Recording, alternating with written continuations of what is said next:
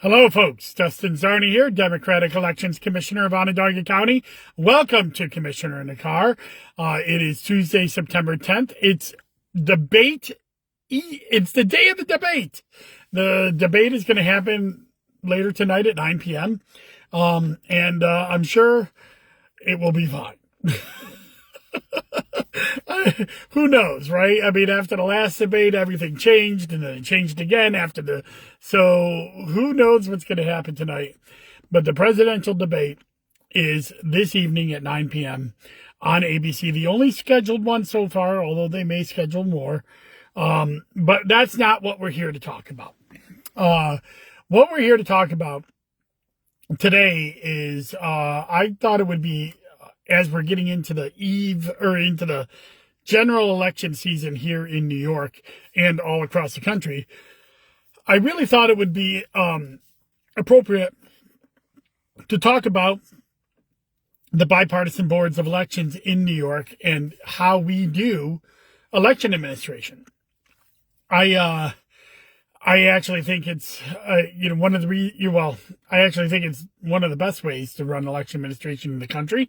But one of the reasons I decided to do this is that I'm actually up for re-election. And, but it's not something that the public can elect, but it's not necessarily private either. And so when I was thinking about how to talk about my running for re-election, I thought this would be a good, thing for a podcast because, there's a lot of misconceptions out there about election administrators. There's a lot of misconceptions out there about how boards of elections are run in New York and throughout the country. And I thought it would be a good, pre-debate, right after Labor Day, talk about how election administration is done, both in New York and in comparison to other states. So, and then I'll talk about how commissioners like myself are appointed, because that is going to start happening all across New York over the next couple of weeks, as well as commissioners are being reappointed for their next 2 or 4 year run. So first, let me go into boards of elections in New York. What is a board of election? Well, a board of election is the entity that is tasked to run all of the election functions in a county in New York. Now, we have what's called the bipartisan board model. There's a lot of, it's actually one of the few places where it's like this. And the only other state that has similar boards of election models is Ohio. They have about the same thing as we do. However, the boards of elections in other states, most states do run it on a county level, but they have elected county clerks that run their election departments, usually in most states throughout New York. Now, it changes. Each state does something a little bit different.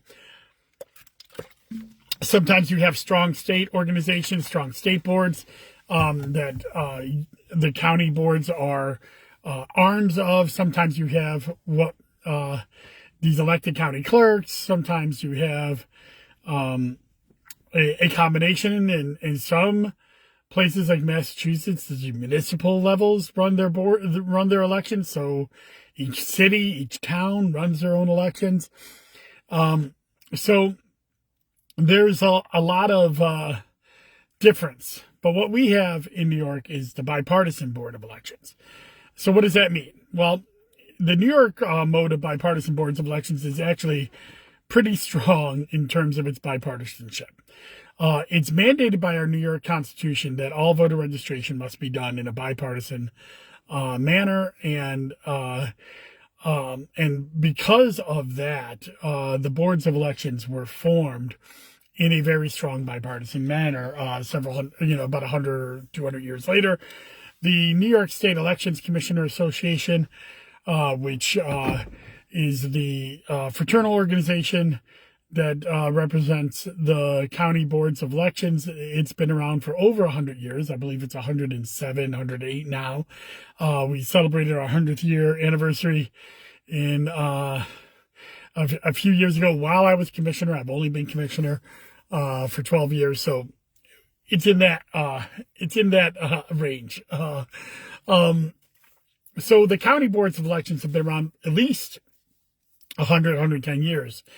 And it was actually kind of part of the reform movements in New York to stop party bosses from running elections. It used to have party bosses that were running elections, like the actual, especially the primaries, and the boards of elections came in to actually stop that and have a way for an independent entity to run elections that were not elected by the people, don't have to run for re-election, have autonomy over their policies and hiring, and also be responsible for doing the election. There's also a state board of elections in New York. The state board of elections actually has gotten a lot more powerful over the last few years. They run a lot of our campaign finance and a lot of the regulatory stuff, although in some people believe that the state board of election is merely advisory to the county boards of elections. I don't necessarily believe that. I believe that it is not just, sorry, you're going to hear my car go up because the AC has to run a little bit. It got a little hot in here. But I don't believe it's advisory. I believe it's regulatory, although it's not a hard regulation. It's kind of a soft regulation in certain aspects. They can't tell the county boards what to do, but they do create regulations that we have to follow. And they interpret the law for us. As I said, they run the campaign finance and the new public campaign finance board. We've talked a lot about that on Zoom with Zarni, so I'm not going to go into the state board elections, but we'll go into the county boards.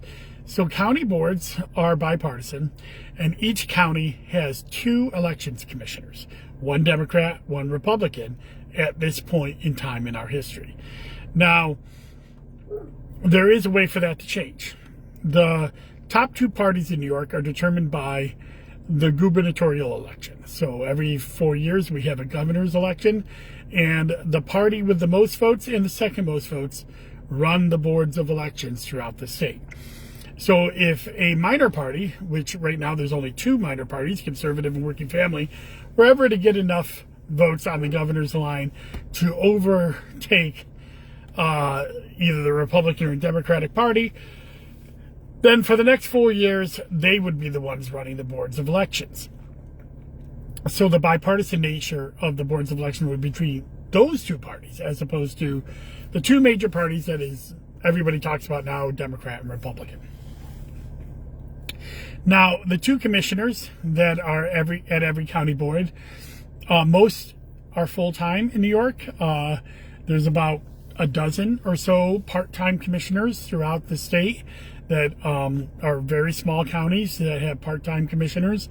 And, usually somewhere around 30, 40,000 voters or less. And most of those still have full-time commissioners. They just have less staff than other boards. The staff at boards of elections are equal in its bipartisanship. A county will determine how many staff members a board of election is given in each year, and they have to be split equally between the Democrat and Republican. The pay has to be split equally on the commissioner's level, and on the staffing level, the pay has to be commensurate with each other, which means that, like, if an employee is there for longer, a senior employee, they may get steps in their union contract or their employment contract if they're management confidential, but their starting salary for the position has to be equal. And that goes all the way down the line. This is a good place to mention this. Unions don't really play a part in boards of elections. Much of the staff in a county will be represented by a union. CSEA represents Onondaga County, and the staff of the Board of Elections are members of that union, and we follow the union contract, and we follow the union pay raises and the pay scales for the positions, and for disciplinary reasons, we can follow the union contract as well, save one, and that's hiring and firing. Boards of elections are always at-will employees. This is not just by election law, but has been settled in the courts that the rights of the boards of elections can't be bargained away. So the commissioners have the right to hire who they feel and fire who they feel are proper employees for the boards of elections.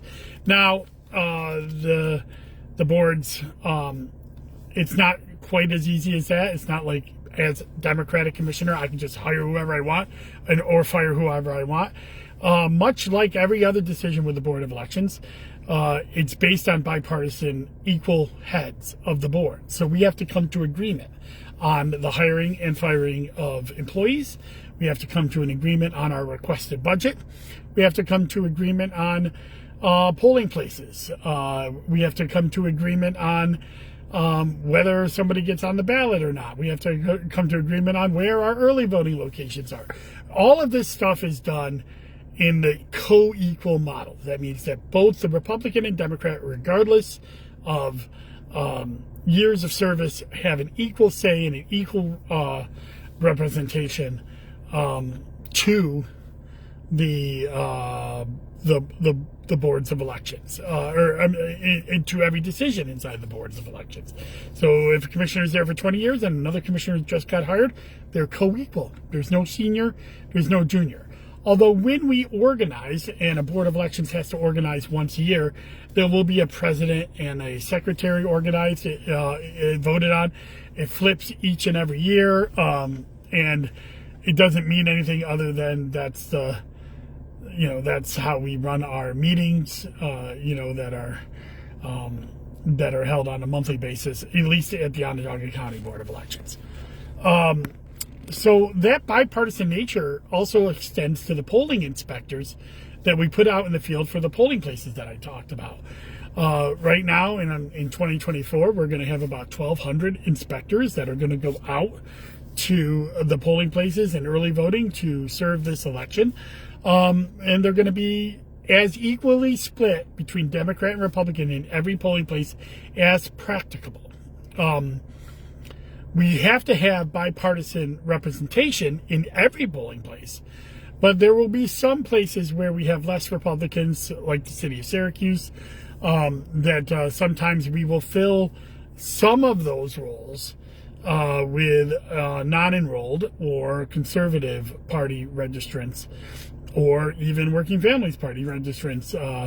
In some ways, they may serve as a Republican member of the board, but there will never be any polling place that doesn't have at least one Republican in it. And I'm not saying Democrat, because right now Democrats don't have a shortage for election inspectors in October or period. But if we did, the same thing could happen for us as well.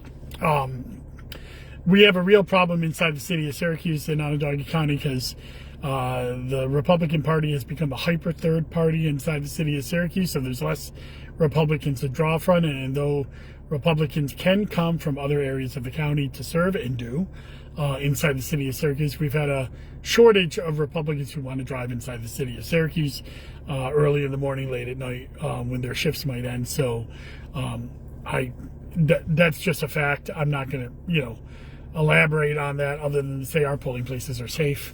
If you are thinking about wanting to become an inspector, you happen to be a Republican or a Democrat, and you want to work inside the city of Syracuse, we have safe, properly lit, and accessible polling places that you will be safe at if you want to do that. So that's the nuts and bolts of a board of elections. But I didn't say how the commissioners get nominated, because that's what I'm going to go through next week. On September 18th, I'm running for re-election, but it's not a public election. So commissioners are nominated by their party county committees that make up in the county that they want to serve. So in Onondaga County, we have 2-year terms. So every 2 years, the Onondaga County Democratic Committee and the Onondaga County Republican Committee get together to elect officers. And that happens starting next week, September 17th through something else. I think it's October 2nd. There's a 2-week window in election law, or maybe 3 weeks, in election law that county committees have to reorganize. Now, boards of election commissioners don't have to be part of that reorganization, but traditionally are. My nomination could happen at any time, but my term is 2 years. So it goes from January and then 1st to 24 months. So the term I'm in right now, I got reelected in September of 2022. I started my next term on January 1st, 2023, and it will end on December 31st, 2024. So my new term, if I am reelected, will start January 1st, 2025. So I said the county committees nominate the commissioners. And I think a lot of times when people think of party committees, or they think of 4 men in a back room with a smoke, and they come out and they made the decision. I've never been I've never really ever been in a smoke-filled room like that. I've been part of the party since 1994. The county committees are actually made up of hundreds of members. The Onondaga County Democratic Committee has about 600 to 650 county committee members. And those committee members are actually elected positions. There's 2 committee members that service every election district in Onondaga County. For those of you outside of New York, election districts are precincts in your area. We're in New York, so we have to call it a little bit different. But everywhere else calls it a precinct. So 2 committee members serve in every election district. We have 450 election districts in Onondaga County. Some of them are really tiny, and you don't always have 900 people willing to serve. So both parties have about 600 people. So it's like a village election. Those 600 people get together every 2 years. They renominate their officers and renominate the elections commissioners. But that's not the final step. So when a county committee nominates an elections commissioner, it then goes to the county ledge. Now, you may be wondering, what happens if a county ledge decides to reject an elections commissioner? Good question. So to protect the party's right to choose their person, New York State election law thought of what would happen if you had a hostile county legislature or county executive that didn't want the other party to have a strong person in there, didn't like that person's nominee. Could they stop it? The short answer is not really. Because so there's a section of election law that deals with this. And when a commissioner's nomination is given to the county legislature by the established county party in the county legislature has 30 days to act. As a whole body, they have 30 days to act. Yeah, they cannot say no, but they can. They don't get to vote in the negative. All the election law says is that you have 30 days to approve the nomination. So they can only vote yes, but they cannot vote. And if they decide not to vote, which has happened to me, by the way, once, where the county legislature, and I'm not sure if they were trying to block it or not. It just happened, where they didn't have a meeting or they didn't bring it up in the meeting, my nomination or my counterpart's nomination. Then the caucus of legislators inside the county legislature then gets to nominate the person and act on the nomination. So after 30 days of turning in the certificate, in my case, the Democratic caucus, which is 6 of the 17 County legislators can then vote to accept my nomination or not vote on it at all. Now, what happens if they have another 30 days to act? So what happens if they have another 30 days to act and they don't act? Then the nomination is dead. It goes back to the county party and they have to renominate somebody.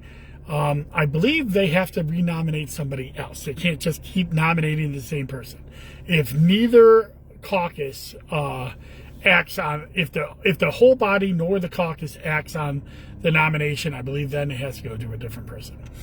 I've never had to deal with that. The one time that the Onondaga County Legislature did not act on our nomination, which was 2020, I think it was part of, they were trying to reduce the salaries of the commissioners. If you may remember that may be why. That didn't happen until late November. My nomination ran out on the full body in the middle of October, and they had to, and then the party caucus accepted me as the commissioner.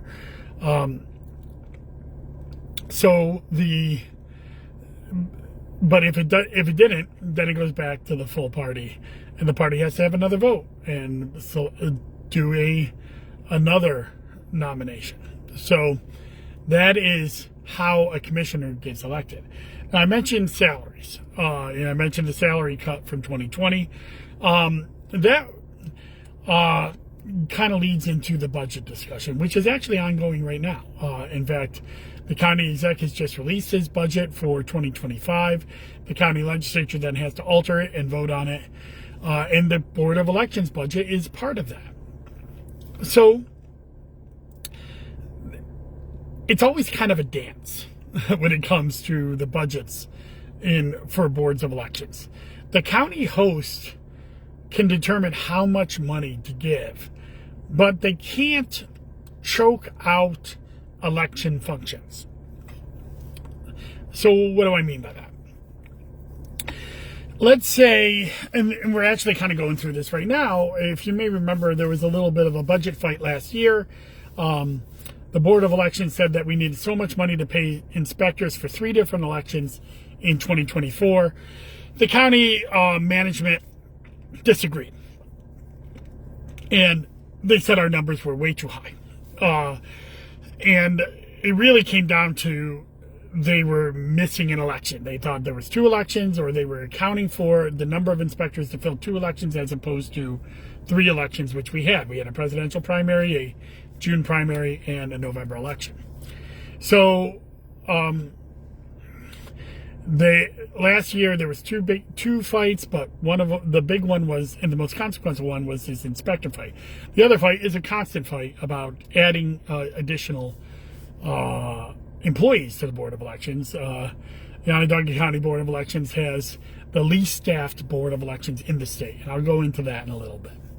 But with the election inspector fight, the county legislature decided to, instead of putting the money back into the budget, they put it into what's called contingency, which means that if we needed it, we had to go back to them and ask for them for it, which we did last month, and we got it. But it was kind of a,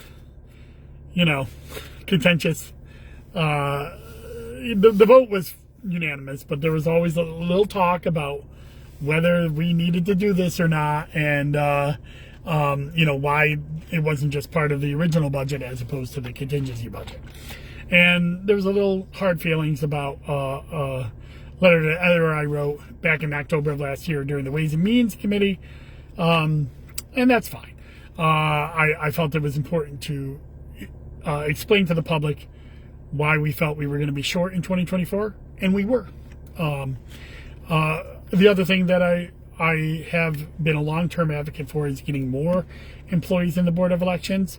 Ever since 2019, when we got new election laws like early voting and all the other different election things that we have, early voting by mail, same-day registration on the first day of early voting, 10-day registration window, automatic registrations coming, online voter registrations coming, June primaries here, you name it, there was a lot of things thrown at us in 2019 and in the years since. The Board of Elections in Onondaga County has always been the least staffed Board of Elections if you look at number of full-time employees to voter registration. And why is that important? Because the more voters you have, obviously, the more work you have. And the more, so you can't compare us to, say, Cayuga County, which is right next to us, because they have 40,000 voters or so, or 50,000 voters or so, and we have 307,000 voters in Onondaga County.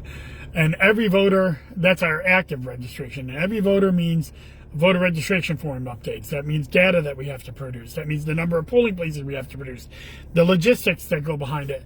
Right now, we're in voluntary overtime. We're about to go to mandatory overtime in New York, or I'm sorry, in Onondaga County, to keep up with the voter registration. That's because we're so poorly staffed. We have one full-time registrant for every, or full-time worker for every 14,000 registered voters.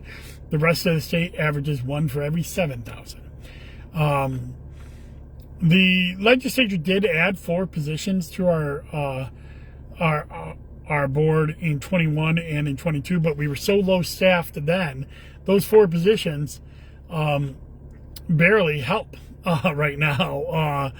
And other boards continue to add positions to deal with the increased technology we have and all the different things that we have. We are asking for more positions for next year as well. We're continuing to ask for that. I think what we're asking for is 6 new positions, which would bring us to 1 for every 11,000 voters, which would still be the least staffed board for any board even similar to our size. But that being said,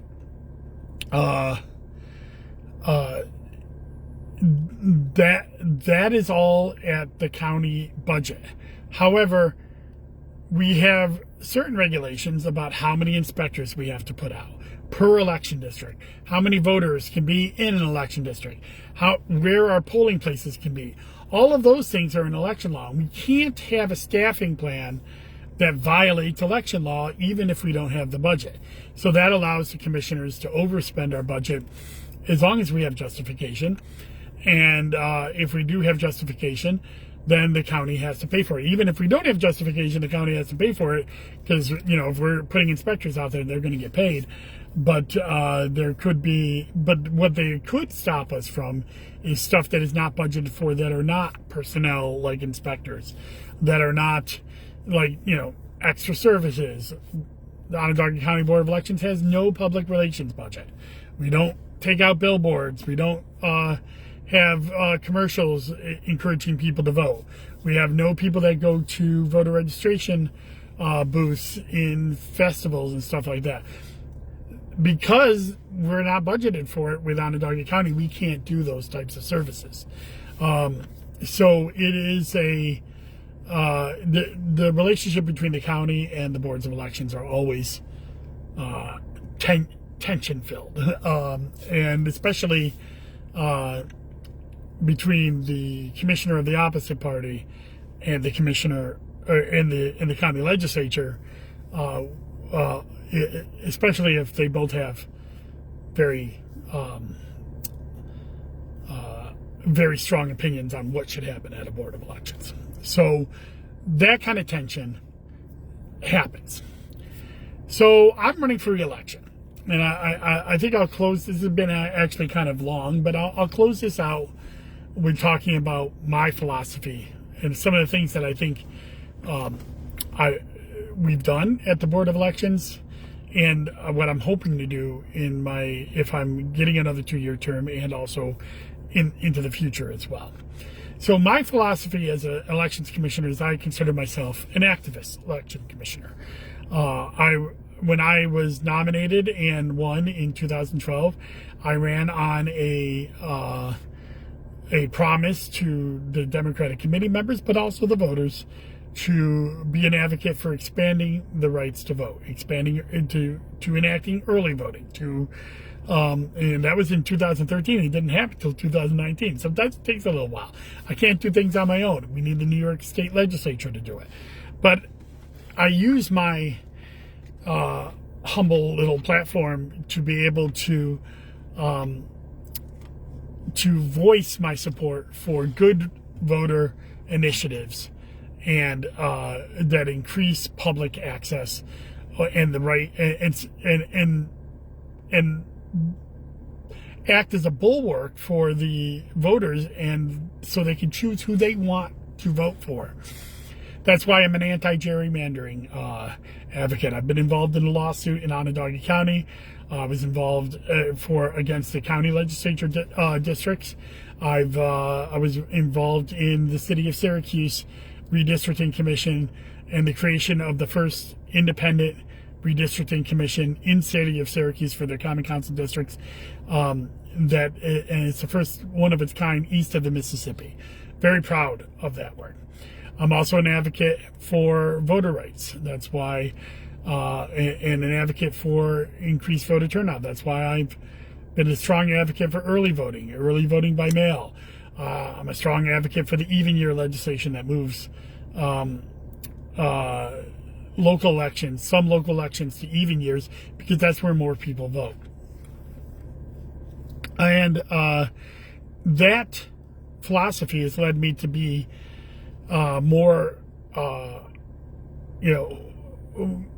don't just work at the Board of Elections. I seek to build platforms and relationships with other organizations. In 2017, I became the Democratic Caucus Chair for all of New York State's Democratic commissioners, and I continue in that role today. In 2023, I joined several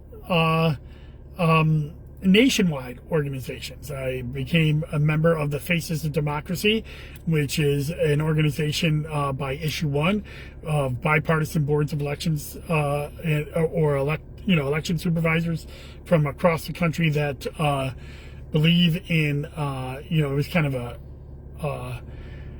of a reaction to the January 6th issue, and believed in supporting election administration and supporting voters and their right to vote. I also became a founding member of the Local Leadership Council, which is an organization by the Elections Assistance Corporation. It's a federal government organization, and one Democrat, one Republican from every state is a part of the Local Leadership Council to give advice and feedback to the Elections Assistance Commission. And I was a founding member of that and continue on that over the last couple of years. I plan on continuing to represent New York there. That was also in 2023. And then also in 2023, I joined an organization called the Partnership for Large Election Jurisdictions. This is large counties throughout the country that get together. Look, there's a lot of counties. There's over 3,000 counties in the United States. But there's not as many counties that have over 300,000 registered voters in it. Or 300,000 population, I believe, is the cutoff for this organization. This is a brand new organization. I've been to a couple of their conferences. I've been very impressed, and I'm hoping to keep involved because you learn so much about logistical stuff when you're talking to other large jurisdictions. So my belief in expanding the access to Onondaga County voters has led me to be part of these other organizations. And finally, I believe in transparency. One of the things that we've done at the Board of Elections is to be as transparent as possible. Our website has up-to-date statistics. You can find out how you can register to vote. You can register to vote online at our website. This is onvote.net, the Board of Elections website, not DustinZarny.com. And you can check your registration, find your polling place, apply for an absentee ballot, get election results going back to 1944, and enrollment statistics going back to 2009, on most places 1996 for the county enrollment. This was something that I was very hands-on in making sure that our website is as filled with information as possible, because I believe the voters and the general public should get it. We also instituted what's called a candidate portal. So candidates that are running in our area can get up-to-date voter information. They can find out who's requested absentee ballots. They can find out who's returned absentee ballots or early vote by mail ballots, early voting and election day voting. And this has freed up our election workers from having to keep track of lists, and freed up campaigns from having to run from polling site to polling site to get those lists, so they can know who voted on election day and be able to focus their efforts on getting people out to vote who have not already voted. So, and by the way, if you're a voter and you vote early, or you vote, return your early mail ballot early, you'll stop getting calls. It's amazing. So you think about that when you're thinking about when you're going to vote.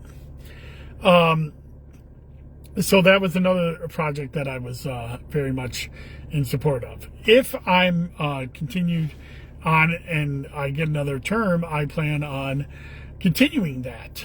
There's a lot of technology that we brought into Onondaga County. We have vote by mail ballot printers. Mail ballot on demand printers that are at every polling place. We rolled that out last year. We have brand new clear count tabulation systems at every polling place. We rolled that out last year as well. And one of the things I'm hoping to work on is getting New York State to change its law and allow us to have on election day what we do with early voting, where anybody can go anywhere to vote. So if you're driving past a polling place and you decide you want to vote somewhere there, but you don't want to go all the way home, your ballot can be printed there and you can vote. We believe we can do that technology-wise on election day. We just need the law to change to allow us to do that. It's a great bill in place by Senator Rachel May that unfortunately the Assembly hasn't been able to pass. The Senate has passed it 3 times now. That's probably one of my main goals, is to work with the New York State Legislature to defend and put in place laws that help boards of elections get the resources they need to do the job with parity across the state. There's a lot of boards, not just Onondaga County, a lot of boards that have these funding fights with their counties every year. And it's not fair to the citizens that they're trying to support, and the voters that they're trying to support. Boards of elections are the building block of our democracy, and they should be funded as if that is the case. Because they are the ones who not just count the votes, they determine ballot access for people getting on the ballot. They test and make sure the machines are accurate. They process all the voter registration forms. It is a very hard job, but it's a very rewarding job. And it's the honor of my life to be elections commissioner in Onondaga County, my home for most of my life. And so I'm just going to sign off now. I hope you liked the primer that I had about boards of elections, and maybe you stay tuned for my little spiel about what I'd like to do as commissioner. This week I plan on doing a full content, and I'm going to continue to try to do that throughout the rest of the year. Zoom and Zarni will be Friday. I'll be speaking to Christina Albiati. She's running for family court. We had a great conversation the other night, and I'll air it on Friday. This weekend, I'll do another weekly wonk. I'll be doing it on the 2023 annual report. The annual report is something that we have to produce annually to the legislature, and it's actually already available on the Board of Elections website. But I'll be dealing with some of the stats in there that I haven't dealt with other weekly wonks. The weekly wonk that is up right now is the Town of Clay. Check that out. And you can find all of this at dustinzarni.com. You can subscribe and get an email notification every time I do content update or election news updates when I'm doing press stuff. And I'm sure I'll be doing a lot of that this year. So check all that out, and make sure you get out and vote early. Don't vote often, only vote once, but vote early, either by mail or in person, and bank that vote, because it's going to be a very busy election season. Thank you very much, and enjoy the day. Bye-bye.